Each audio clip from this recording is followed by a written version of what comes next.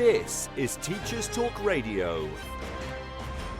Welcome to this week's episode of the Friday Morning Break with John Gibbs, the podcast where I explore what schools are for. You can listen to this on Fridays or as a podcast on Spotify and other platforms. This week my guest is Professor Tom Dobson, the Professor of Education at York St John's University. Among many publications and research and supervision of PhD students, this week we're going to discuss his research into the role of artists and teachers and their perception of the role of teaching, as we look at his research paper on growing and fixing, comparing the creative mindsets of teachers and artist practitioners, thinking skills and creativity. A fascinating discussion. I hope you enjoy it. This is Teachers Talk Radio. Tune in with Teachers Talk Radio.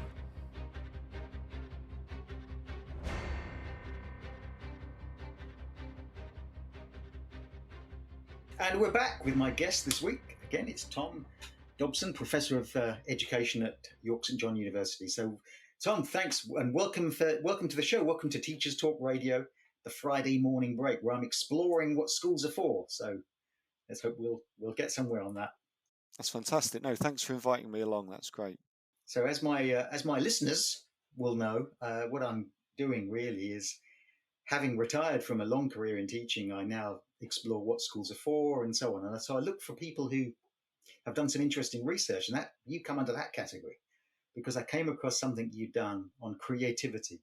And the paper I read was comparing creative mindsets of teachers and artist practitioners.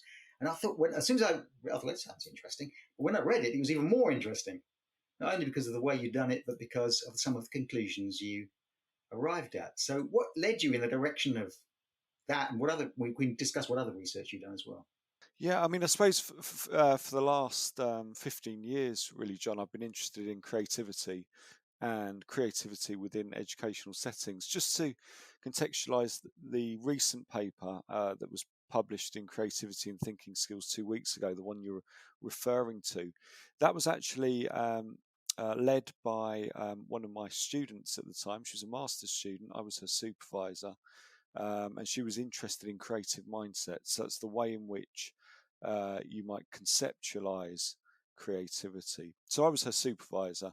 Then I've worked with her on developing the paper for publication. So that's Lucy Fleet, who's actually now doing her PGCE. So she was Lucy was previously an artist practitioner who worked in schools. She did a master's and now she's training to be a teacher. And what Lucy was really interested in was whether or not artists who work in schools, and we call those artist practitioners, conceptualized creativity differently from teachers. So it's to compare the way in which those two groups conceptualize creativity. So she did this through conducting a survey using the creative mindset scales, which have been validated and been used for a number of years now. And she gave them. She obviously administered the scales to those two participant groups, and she noticed something quite interesting about the way that teachers and artists differently conceptualize creativity. And I think the creative mindset scale contrasts two different views of creative mindsets.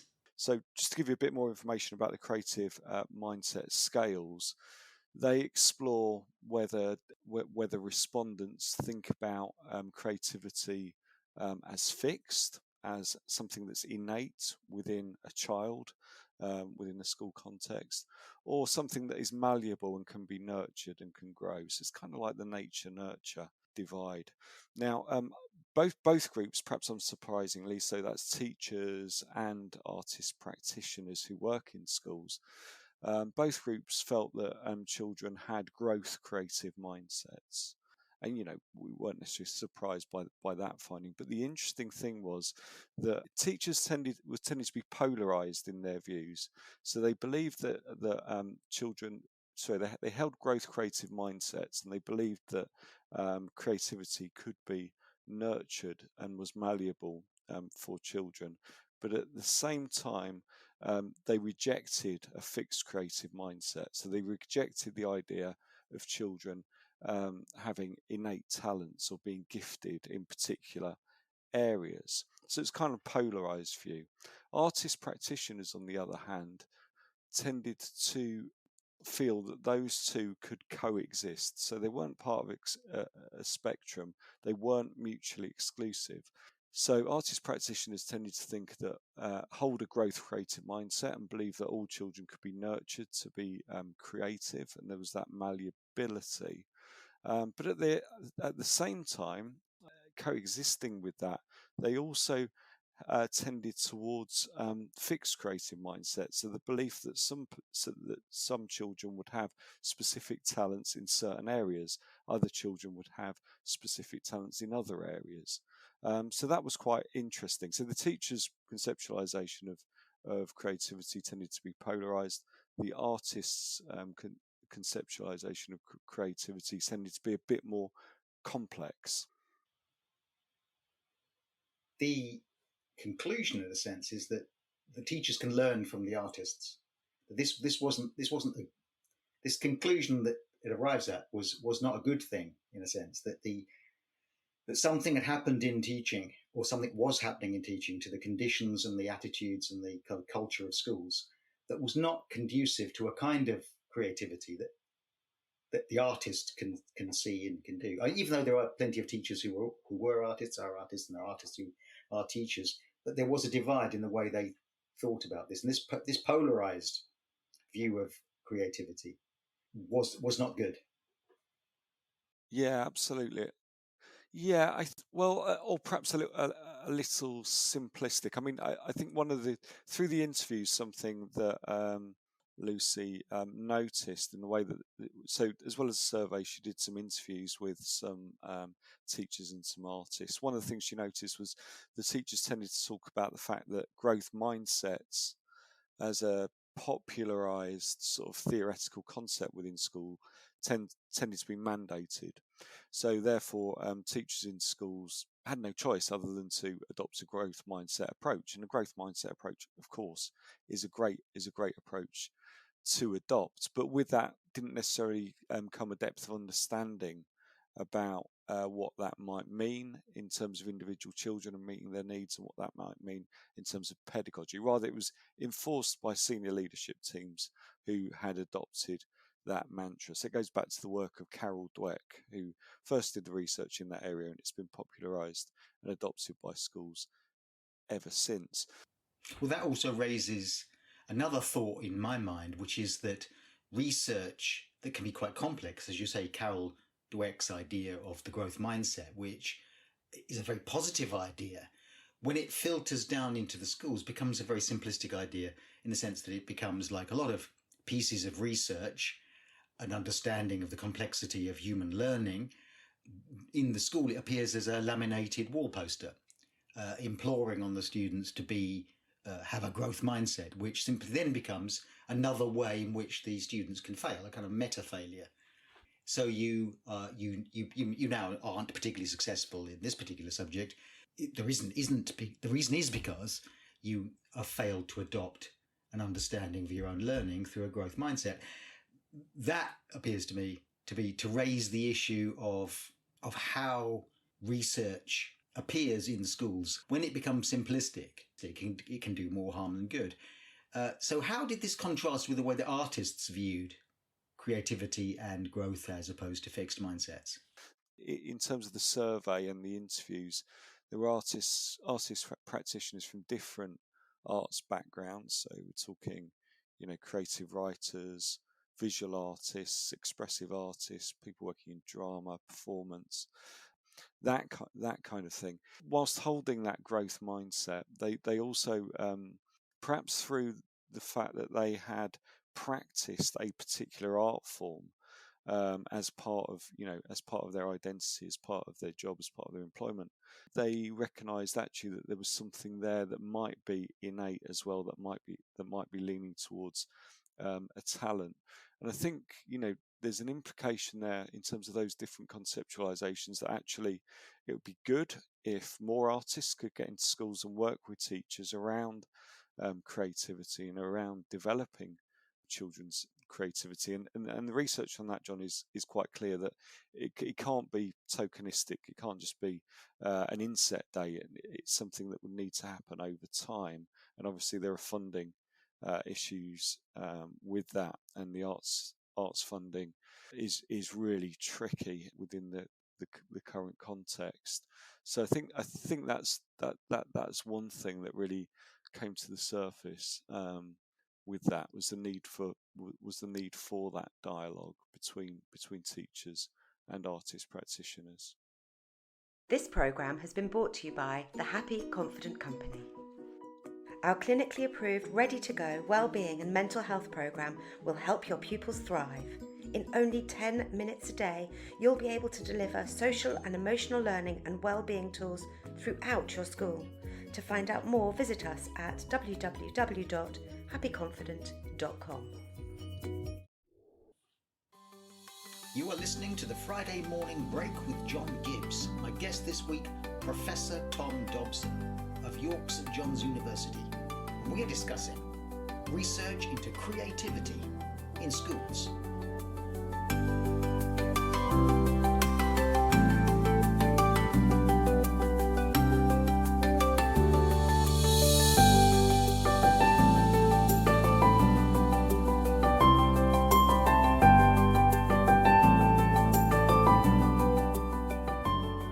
I was talking to a recent interviewee, and she's the head of drama PGCE at Sussex University, and she was talking to me about how in the day, not so long ago, before the years of austerity and cutbacks in education and so on, it would have been more common to have artists in school, artists in resident. And I remember I said, when I first started teaching, I'm going back now 30 odd years ago, and they said, well, John, have you met the school poet? And the school poet was a poet in residence in the school. And this was altogether more common than it is now. So some of the there's been some extent a disappearance of the artist in residence from schools. I don't know, but that would seem to be, from what your research is showing, really quite a shame. Yeah, absolutely. Because I think the danger is that, let's say, I think the growth mindset is great. Absolutely, that's the right sort of position to come from to, allow all children access to creativity. But I think there is an aspect to creativity which can be taught. So my area where I've done most of my research around creative writing, and I think what we acknowledge there is pedagogically a balance between structure and freedom. Between allowing children to express themselves and draw on their own experiences and transform those in creative writing in the context that I'm talking about there, but also structure and teaching a particular craft, and obviously so in order to do both of those, I think it's really important to understand where the children are in terms of their creativity, where they are in terms of their development, in order to be able to meet their needs and provide the appropriate environment and scaffolding to move them forward. And I think the danger is if you just hold a growth creative mindset, is that you might not be able to think about meeting the individual needs of that child. So in that sense, a growth mindset can almost be inflexible. I remember teaching in the United States for a while. I taught in an American high school, and there was a dominant belief in the infinite possibilities of every student, which was very, very good. I mean, a very positive sense in which every student was capable of just about anything. But of course, that became rigid if you try to identify within students certain innate skills or abilities that they might possess and respond to those. And that appears to be what you're saying. An intolerance towards innate ability, because you might fear that it becomes deterministic, doesn't allow you to respond to the individual child.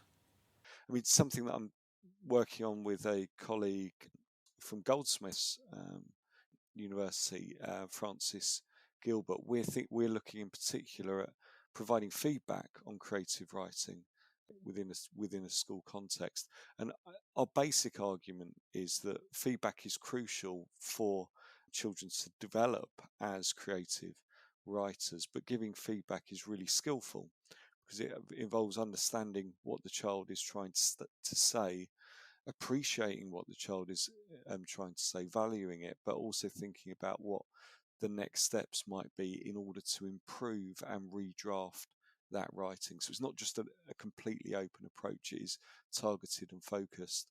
And I think the way that the artist practitioners in this study, the majority of them held both growth mindsets and fixed mindsets simultaneously, so they weren't part of a spectrum, which I think for the teachers it appeared to be part of a spectrum. The more you moved away from the fixed mindsets, you move away from the fixed mindset towards growth mindset, so they become mutually exclusive. Here, with the artist practitioners, they seem to coexist, and I think that is a good thing. So yeah, teachers definitely can learn from artist practitioners. I chaired an event for a company called Government Events last year, and they had advocates from a number of primary and secondary schools in England, as well as someone from the Arts Council. And some of those schools had managed to get the funding to bring artists in residence in. Actually, we had a presentation there from an artist in residence who talked passionately about the work and the impact that it has had. So it does happen in some instances, but from what I can work out, that the funding for that is scarce. It's heavily bureaucratic, and crucially, it's not available to all. Well, that was another point that some of my previous guests drew attention to, was, of course, funding and the context of funding in schools. Not just the long years of austerity from 2008 onwards and the restrictions on funding for schools, but also the sense in which funding for things that were considered extra, that were considered luxuries, tended to disproportionately affect those schools whose emphasis was on exam success, because they felt themselves in a competitive environment, and also because that was their way of justifying bang for the buck, of spending money. Whereas there was a sort of reality gap that all schools will emphasize the creativity, and the national curriculum is very clear on the whole child and developing a broad range of skills and abilities and attitudes to life and so on. And creativity is seen as important, and yet often becomes the easiest thing to cut in terms of those extras, those visits to art galleries, those visits to museums, those insets with external speakers and so on. I'm also working on a European project which is coming to an end now. It's funded by Erasmus, so it's coming to an end because of Brexit as well, and that's been quite interesting because it's enabled us to work with partners from Greece, Italy, Germany, Austria, and Iceland, and think about creativity in schools in those contexts. And the starting point, the reason we got funding was that recognition that actually creativity is important in terms of student engagement and preventing early school leaving. So that was, one of the key reasons for Erasmus funding this project. And we've been working with teachers in all of those countries, in all of those contexts, and young people to develop resources and activities that teachers can use to promote creativity through the creative arts. So those resources are open access, and they're available on the ArtEd website if anyone's interested. But the interesting thing was when we were looking at the policy context in all of those countries, it was very similar insofar as creativity wasn't really valued in key policy documents like national curriculum, for example. Funding for the arts was something that, as I mentioned before, was bureaucratic and was quite scarce.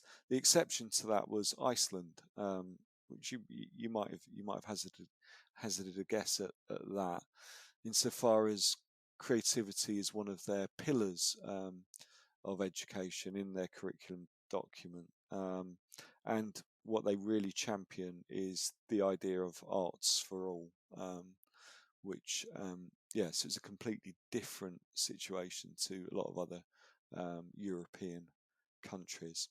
Is there another context besides funding which shapes the way schools view the creative arts? And that is simply the utility effect, the advantages to the economy. Schools should be serving the skills that we're lacking, whether it's teaching students mathematics until they're 18, as Rishi Sunak suggested, or whether it's producing more engineers or plumbers or doctors. And we're all very laudable aims and ambitions, but they also are part of a neoliberalist view that schools are in competition with each other, as we mentioned before, but also that schools should serve those things which produce wealth and produce economic success.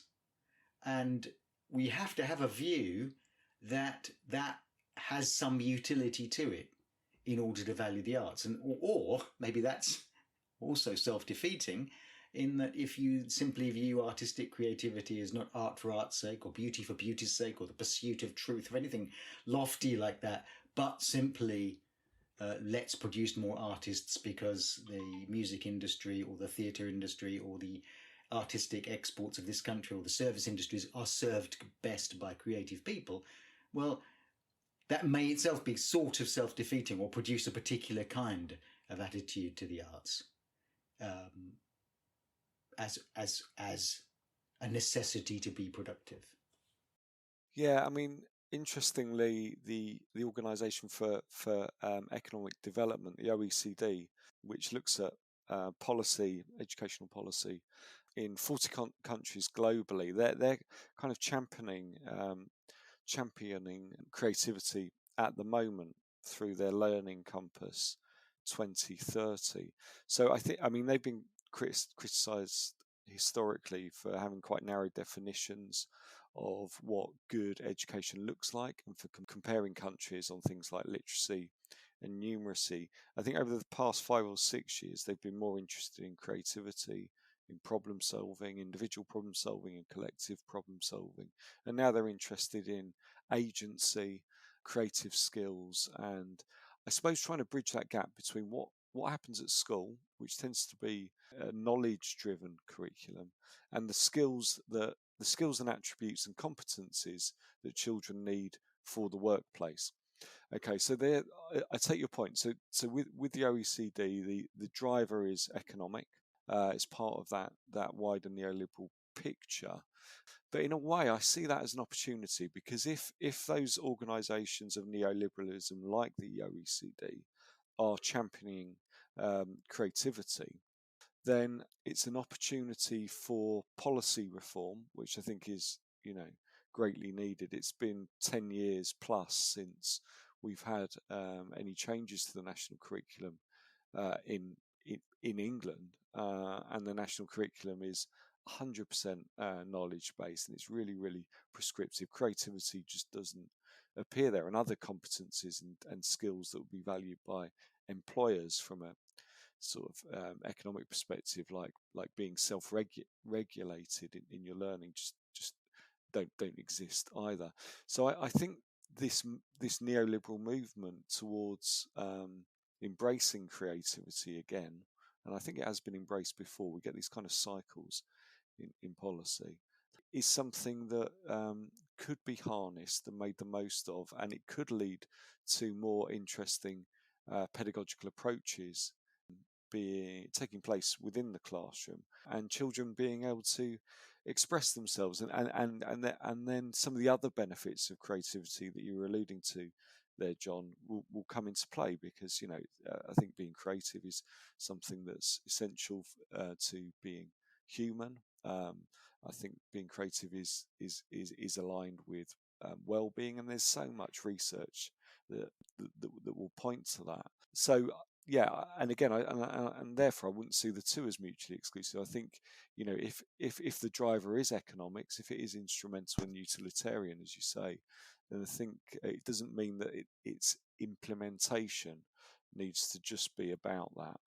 I know what the OECD is doing at the moment is they're looking for case studies of good practice, which promotes critical thinking amongst students, creative thinking amongst students, and the key word that they're using is agency.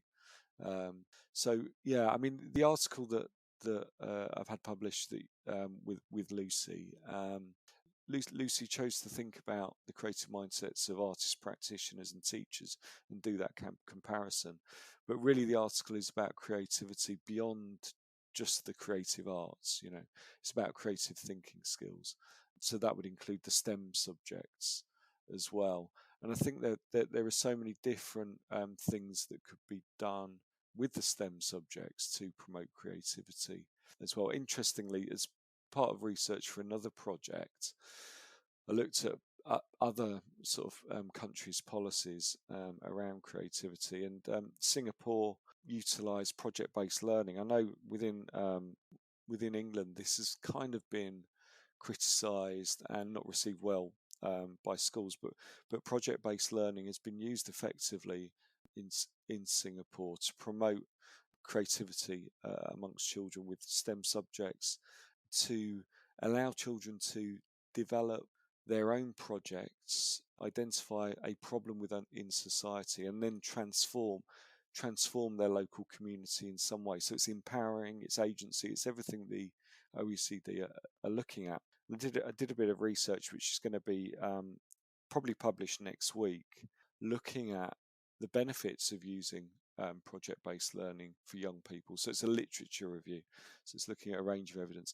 Interestingly, most of the evidence that I found came from the US, where I think there are whole swathes of school, particularly on the East Coast and West Coast, that use project-based learning, and some which also use youth participatory action research, which is very similar to project-based learning. So both are student-driven. The students identify a problem and a project that they want to do, and both are community-facing. So both involve working in local communities to transform that community in some way. So both involve a lot of critical thinking and creative thinking, and it's real life learning as well. I think creative arts has its place. I think that kind of learning has its place.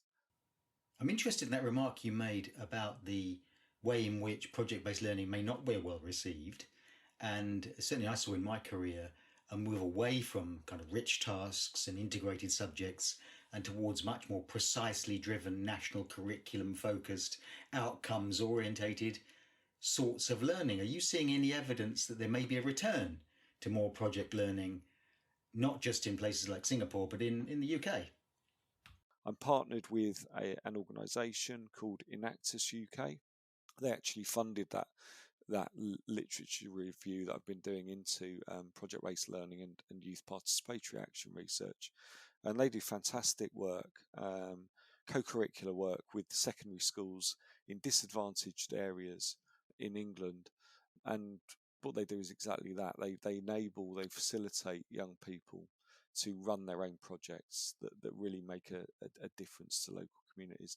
And the skills, the competencies, the attributes that young people develop through that process are immense. And it just doesn't happen in mainstream education because of a focus on knowledge, a very narrow curriculum, and because of the testing regime that is in place. Yeah. It's time for a fresh start to language learning. Pearson EdXL's new student-centred French, German and Spanish 2024 GCSEs cater to the needs of all learners, regardless of their background, ability or reason for studying. Rooted in learned language knowledge, their assessments are transparent and accessible, allowing all students to showcase their language skills. Through inclusive and relatable content, the new Pearson EdXL MFL GCSEs build a shared cultural capital that helps students develop an understanding of and appreciation for the wider world. Find out more at go.pearson.com/MFL GCSE 24. This is Teachers Talk Radio, and this is Teachers Talk Radio News.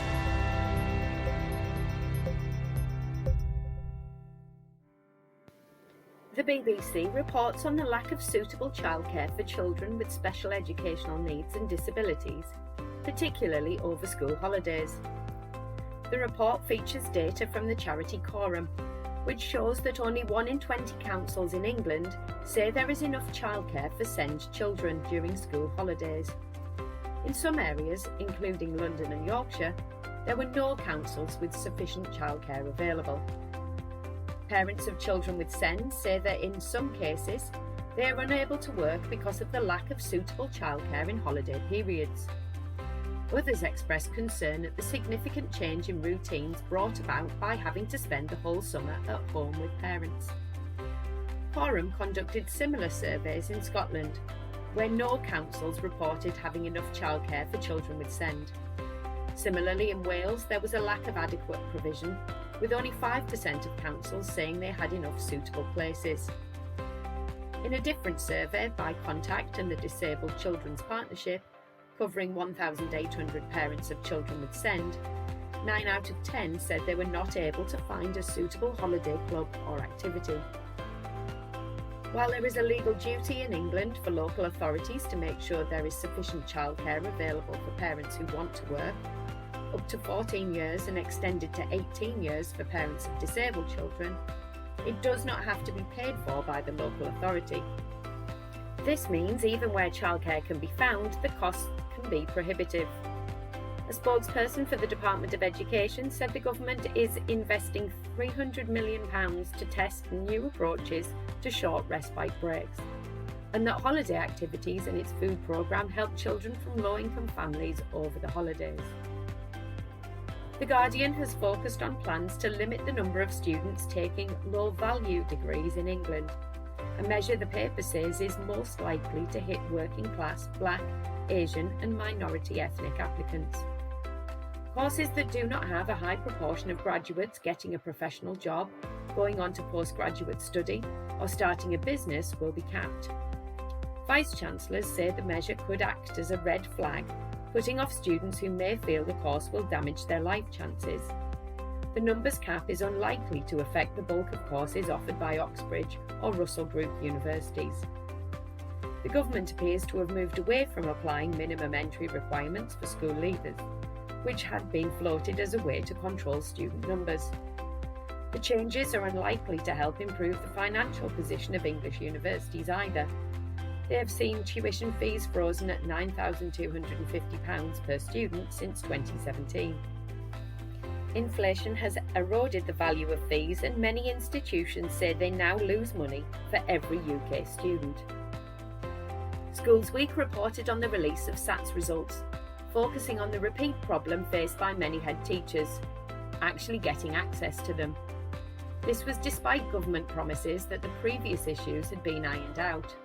Multiple error messages appeared, and when many tried to access the primary assessment gateway, they got messages which included one saying that the system was currently unavailable due to planned maintenance.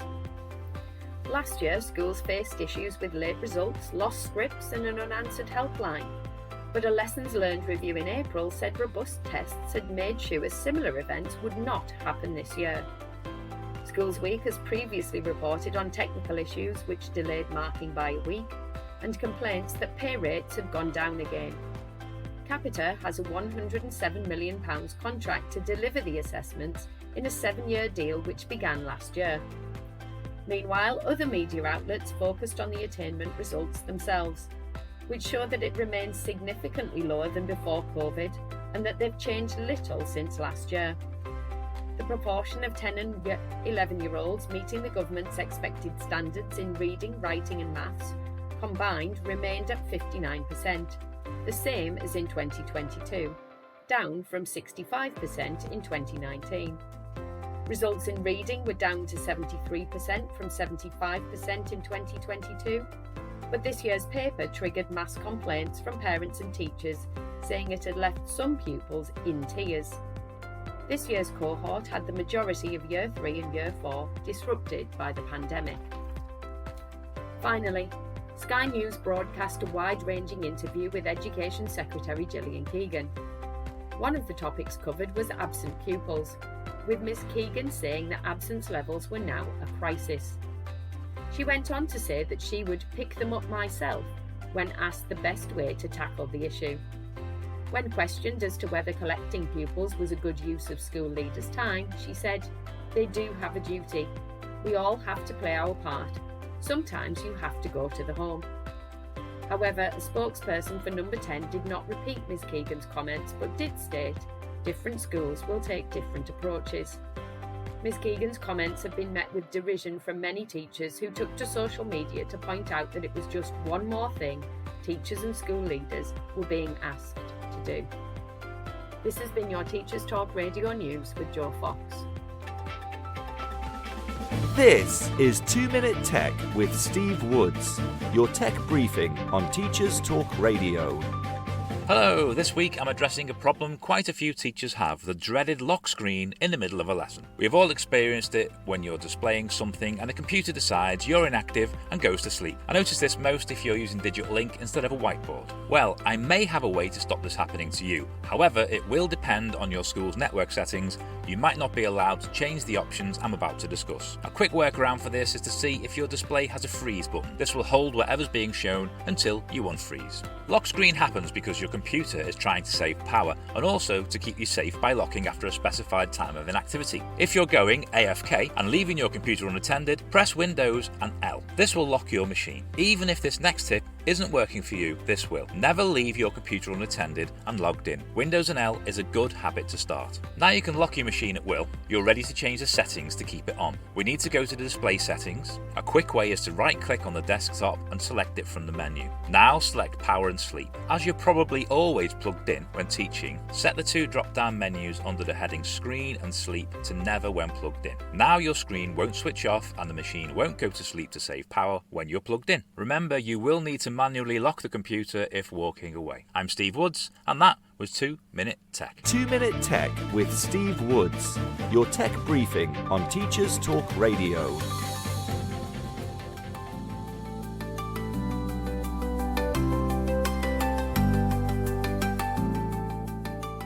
You are listening to the Friday Morning Break with John Gibbs. My guest this week, Professor Tom Dobson of York St John's University.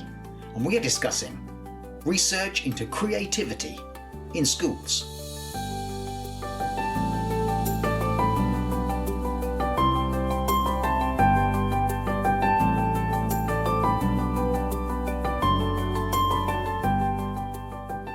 Is it possible that the skills and the competencies that people who have acquired the cultural capital, acquired the confidence to engage with art creatively,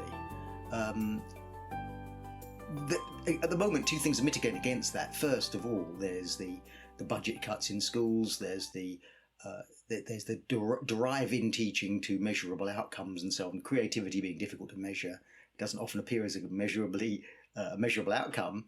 And the other is that much, as we were saying, much of the cultural capital confidence is acquired in schools with the time and the space and the availability of artists and art galleries and the access to art galleries. I was thinking a few years ago, I live near the town of Milton Keynes, and in Milton Keynes they opened a new art gallery, a modern art gallery, contemporary art gallery I should say, and it was in a sense a way of rebranding the town away from its image of a place with limited cultural attributes. Now it had an art gallery. In that art gallery, they after a number of years carried out some market research, as you might, and they looked at the number of people who came through the doors and the types of people who came through the doors. And the research showed a direct correlation between certain housing areas in the town and people who went to the art gallery, and certain housing areas in the town where people didn't go to the art gallery. And the observation was very straightforwardly that it was socio-economic in relationship, that poorer people tended not to go to the art gallery. They carried out some research to find out why this was. And of course, what they discovered was that people who didn't go in the art gallery thought that it wasn't for them. It wasn't for them. If they went in the art gallery, they would be out of place. They wouldn't know what to say. They wouldn't have the right language skills to deal with the art. They would feel that it wasn't produced for them. Yeah, no, I think you're spot on with that, particularly in England. I think there are barriers that exist between communities and cultural organisations like art galleries, theatres, and how do you break that down? Well, it's really difficult. A project that I'm just starting to work on with colleagues at York St John is looking at trying to work with parents and their children together with creative writing again. So encouraging parents to write creatively and then writing creatively with their children.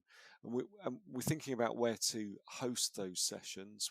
We acknowledge that perhaps a school environment is potentially problematic, as a lot of parents, particularly in socially disadvantaged areas, perhaps wouldn't feel safe within that particular context. So we're looking at hosting them probably more in a community setting.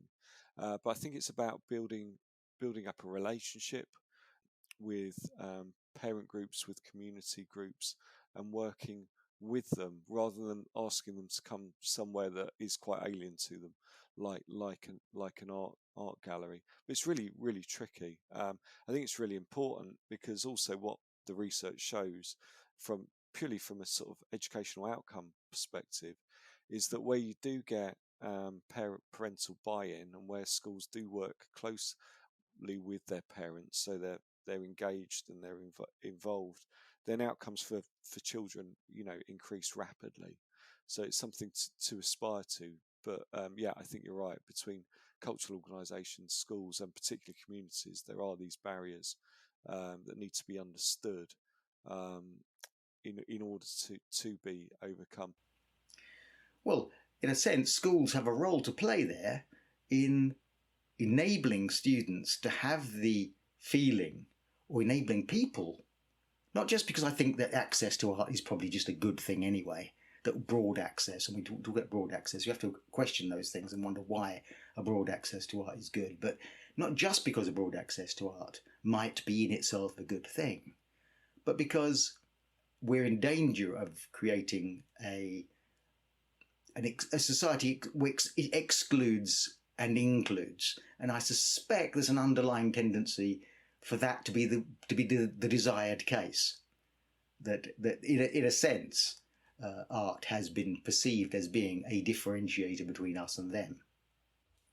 Just as generations of working class kids have left schools having understood by the nature of the grading system or the way in which GCSE English literature or art was taught, was that was not for them. They had in fact acquired an assessment in their own inability to engage with art, literature, creative writing, drawing, or whatever. That creativity, in a sense, one of the ways in which schools actively don't fail to teach creativity is they actively fail to de-creativity people. They create a sense in which creativity has become out of the reach of your ordinary life. So now you must be released into society, as it were, as a passive receiver of culture and not as a creator or engager with culture.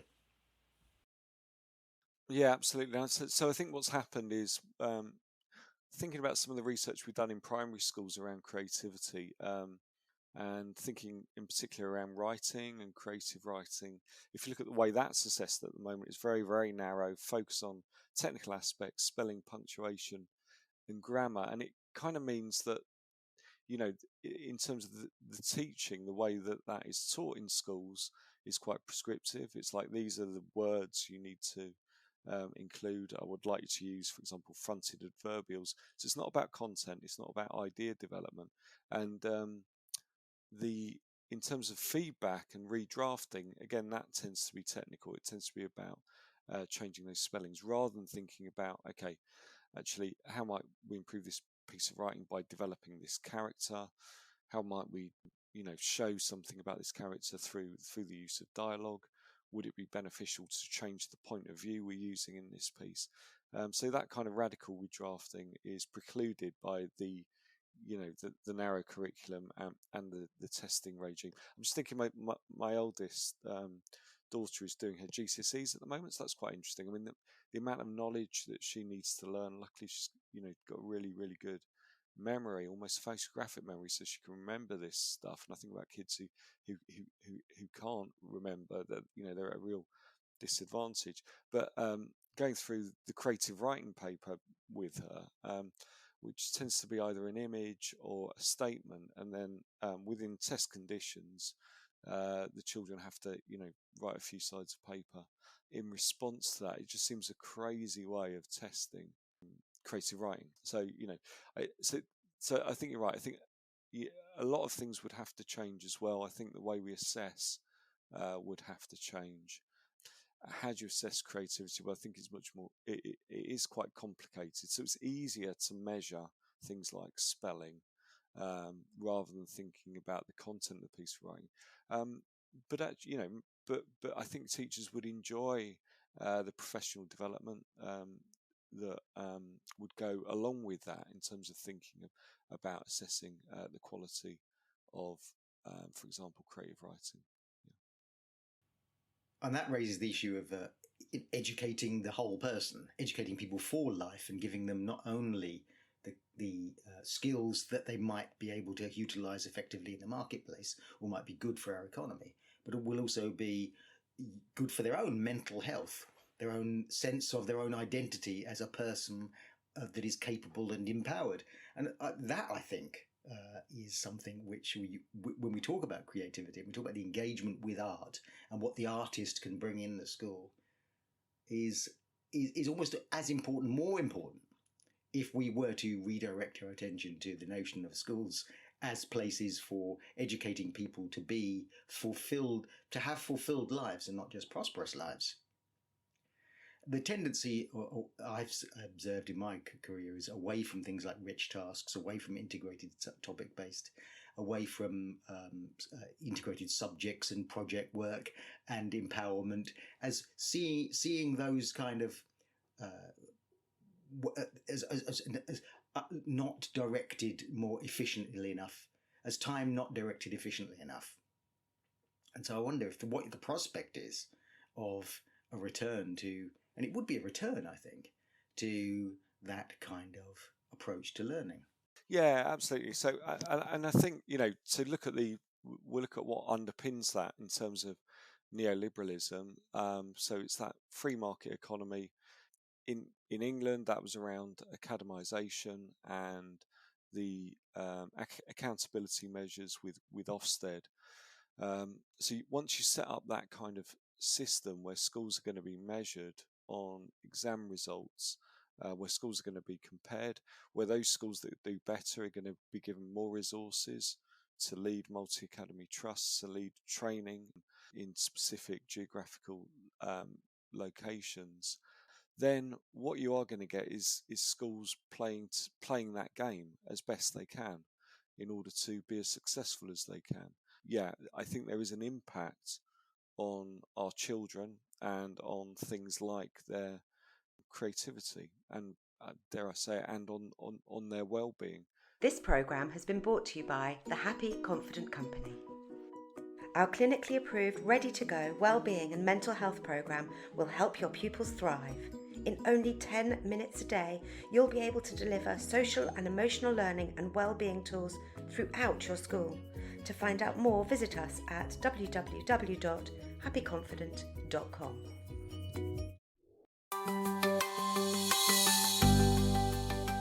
You are listening to the Friday Morning Break with John Gibbs. My guest this week, Professor Tom Dobson of York St John's University, and we are discussing research into creativity in schools.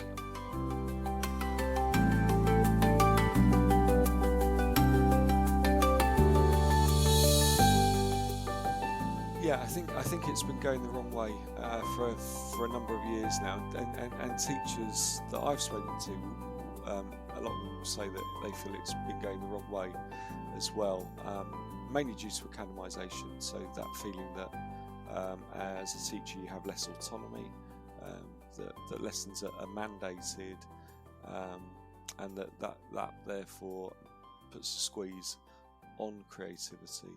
But as I alluded to earlier, I think these things come in cycles, and I think the OECD's recent emphasis on student agency and creative thinking skills will at some point lead to policy reform. I think the danger is what you also alluded to, is then that becomes another way of another thing to measure and another point of comparison between schools, who then might take quite a kind of narrow approach to what creativity is. So yeah, that is the danger. But I think that will depend on how it's articulated within those schools. I think within, we can talk neoliberalism, talk academisation. We still have within that system, and we do have fantastic schools, fantastic teachers who do provide those opportunities despite all of that for children.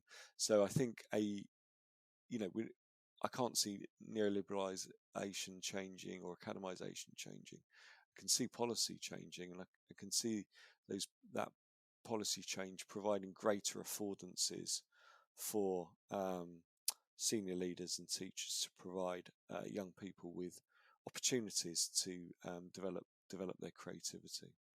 I'm sure you're absolutely right. There's lots of teachers listening to this right now who are doing all sorts of interesting, creative, project-based things that are engaging students in work. That's the nature of the teaching profession. It will a tendency towards a desire to create fun, enjoyment, engagement. You can't teach without wanting to do that. And I guess if the neoliberalist context of marketplaces and schools in competition with each other and so on isn't going anywhere soon, at least in its own terms, it might embrace, as you say, from the OECD, it might embrace creativity, since the economy we live in is clearly a creative industries economy. So in its own terms, and if for only instrumental reasons, we might be able to convince, society might convince itself that it would be a rather good, beneficial thing for us all if students left school with the ability to engage creatively in the world in an economic sense. Absolutely. And I think we started this interview with me describing how within this piece of research, teachers tend to believe that having a fixed mindset and a growth mindset were mutually exclusive. And I don't think they are. And that's what artistic practitioners sort of show through their experience. I don't think, creativity for personal development need be mutually exclusive for creativity for economic gain. Both can run together in tandem, as it were. And also I think that Ofsted are highly criticised recently in this country as a way of holding schools to account. An interesting aspect of their inspection regime, of course, is personal development, which is one of the key areas. And that emphasis in terms of what constitutes a good school in England, and it's not just around attainment, but around the personal development of all the children within that school, is key, and is quite a progressive move within a wider neoliberal context. Yeah, that is encouraging, and in line really with what we were saying earlier about how within the context of the current times, it's still an education profession, and people will still want to be, Ofsted inspectors included, and the whole machinery of school inspection will want to have very noble aims, in a sense that education is a very noble aiming sort of enterprise. I'm a bit worried when I think about schools, though, is the kind of the display board effect, the glossy display board, which is covered in positive messages and maps and information to inspire students, which students rarely look at. In fact, it's for the parents to observe on parents' evening or visitors to the school to conclude that the place must be a vibrant and creative place. The presentation of "we are a creative place" may be offset by the context of all the things we said that tend to mitigate against genuine personal autonomy, creativity, independence, and opportunity to be creative. We use the term creativity a lot, and because all of us would agree, it's like, we hope students can be creative, want them to be creative. It's a creative school, creative classroom, all those things. Is there any real agreement as to what we mean by the term creativity? I mean, I quite like Anna Kraft's definition of creativity. So she talks about small c creativity and big C creativity. And big C creativity is, where you make a contribution to society that might change the way people think about something, or where you bring out a new novel which is not derivative but wholly seminal, like James Joyce with Ulysses. So that kind of thing. And then small c creativity is where you do something that is original and new for you, in relation to what you have done before.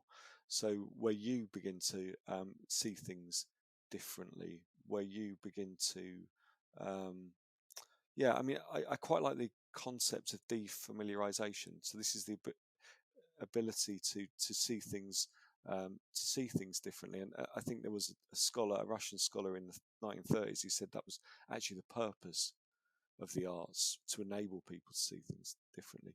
But I suppose small c creativity for me would be an individual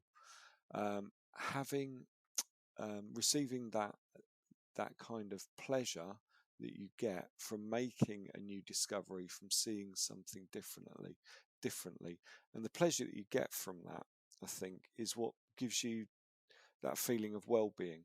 So ever since I've been in my early 20s, I've as a hobby, I've been writing creatively. I've been lucky enough to do some of that within my job as well. But that process of creative writing, of discovering things about writing and about myself through that creative process, is something which has just made me feel better about myself, and giving me better mental health and well-being, I would argue. So yeah, I think it's a very personal thing. Yes, I think creativity can be a very individual thing. It feels very individual. It feels like it's something of inspiration. We use terms like inspiration or touched by a muse, and ideas do appear to sort of appear, as it were, almost miraculously in our minds as we stare at a blank page. And where did that brilliant idea come from? But I think also society, culturally, we like the idea of the artist in the garret, the individual labouring away on their own, or the lone genius. Whereas a lot of creativity, indeed, the creativity of artistic or scientific exploration, is often built on the shoulders of thousands of other people making small incremental improvements. And creativity is largely necessarily highly organic and involved in a wide range of teamwork.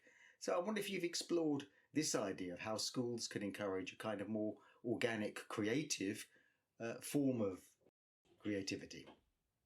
No, and I think, that kind of collective creativity is really important. I mean, something that I have been interested in recently as well is the idea of co-creation.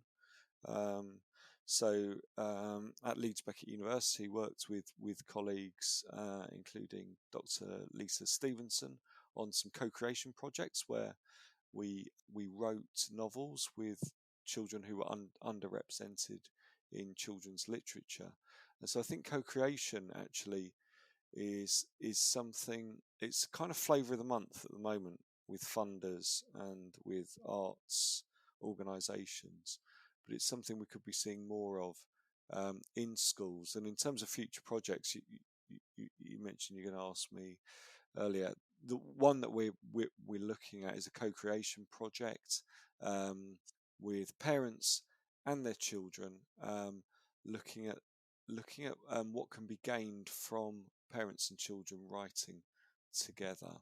We're at quite early stages with this one. We got some experts together at York St John last Friday, so people from sort of with mental health expertise, people who work for the NHS, people who worked in schools, people who were artists.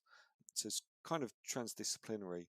But I suppose one of the things we might be looking at is whether children and parents writing creatively together not only might improve creative writing from a sort of school perspective, but might also develop mutuality, improve relationships. One idea was that perhaps we looked at how it might improve attachment, in relation to Bowlby's attachment theory. So that's a project that's in early stages with Professor Abby Curtis, who's Professor of Creative Writing at York St John, and Dr. Paige Davis, who's a psychology background, and Jane Collins and Paul Eckert. So there's 5 of us in that project.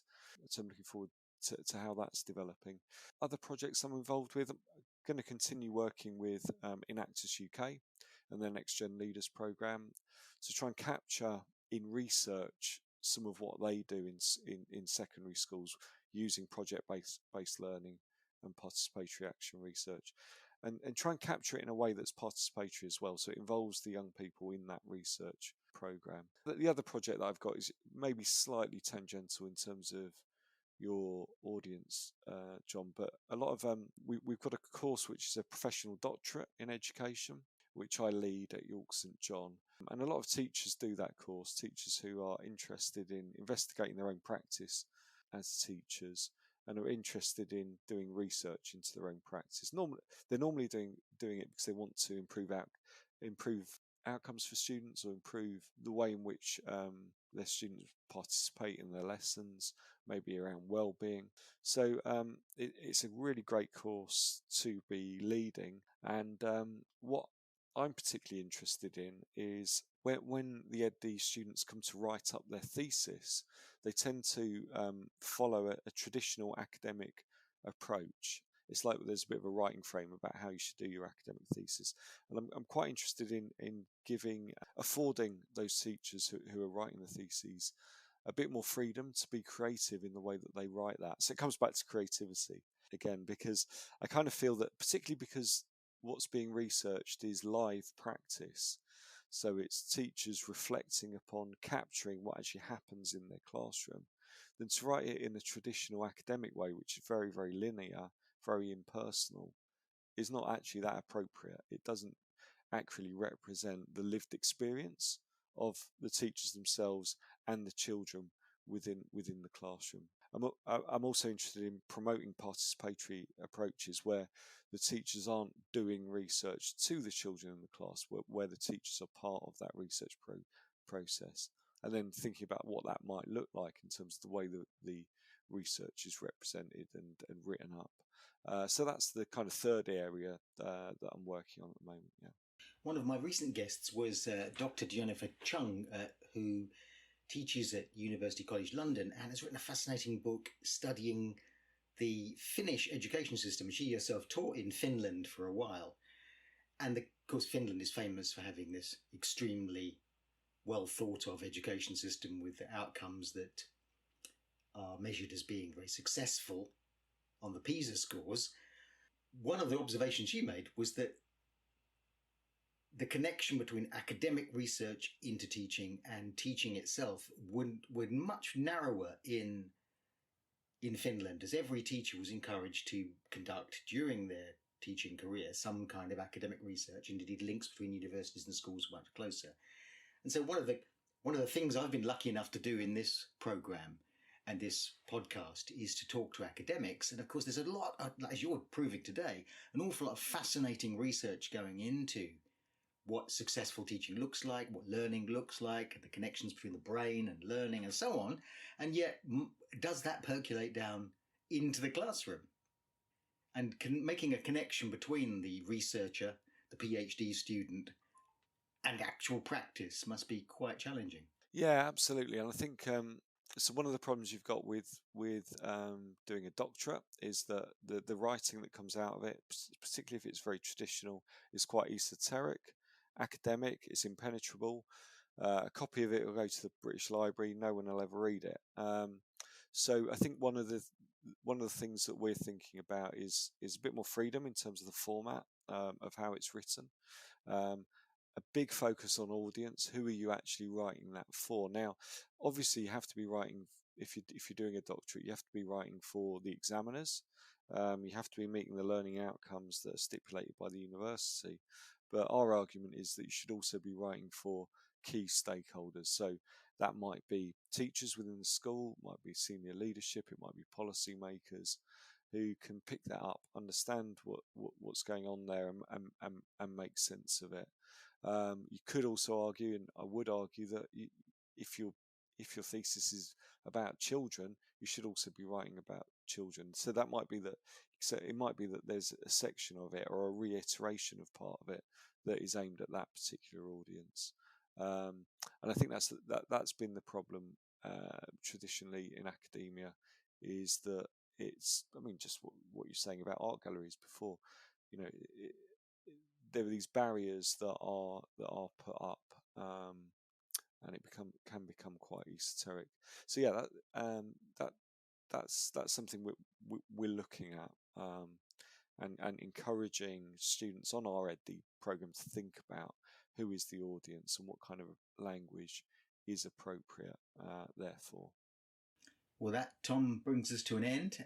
The hour has flown by, and thank you so much for giving me and the listeners to this podcast an insight into the kind of research that's going on at St John's, York University, and across the country in the university departments of education, where research of a fascinating kind is being carried out. So thank you so much for this insight into that world, into the world of research. And those listeners who want to find out more about Tom's work and research papers can find that on the website of the university or in other academic journals. And there's a few links here on the podcast. So Tom, thank you so much for joining me. That's great, John. I've really enjoyed talking to you. It's been a very varied discussion there, and some great questions. So thank you very much.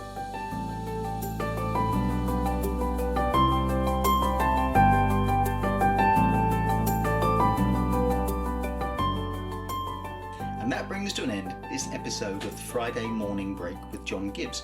I hope you've enjoyed my discussion with Professor Tom Dobson of York St John's University, as we explored not only the nature of creativity and what teachers can learn from artists and possibly vice versa, but also the way in which higher education is exploring issues of creativity and of bridging the gap between research and schools.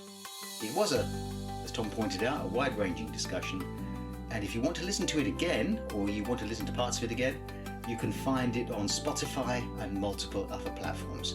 Thank you so much for listening.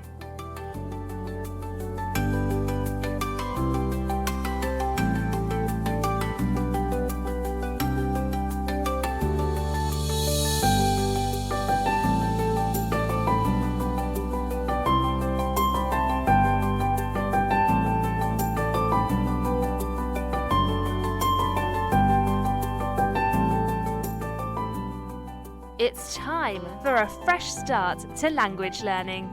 Pearson EdXL's new student-centred French, German and Spanish 2024 GCSEs cater to the needs of all learners, regardless of their background, ability or reason for studying. Rooted in learned language knowledge, their assessments are transparent and accessible, allowing all students to showcase their language skills. Through inclusive and relatable content, the new Pearson EdXL MFL GCSEs build a shared cultural capital that helps students develop an understanding of and appreciation for the wider world. Find out more at go.pearson.com/MFL GCSE 24.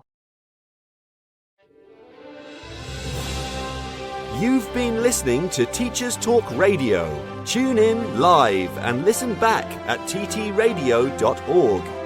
We look forward to hearing from you next time on Teachers Talk Radio.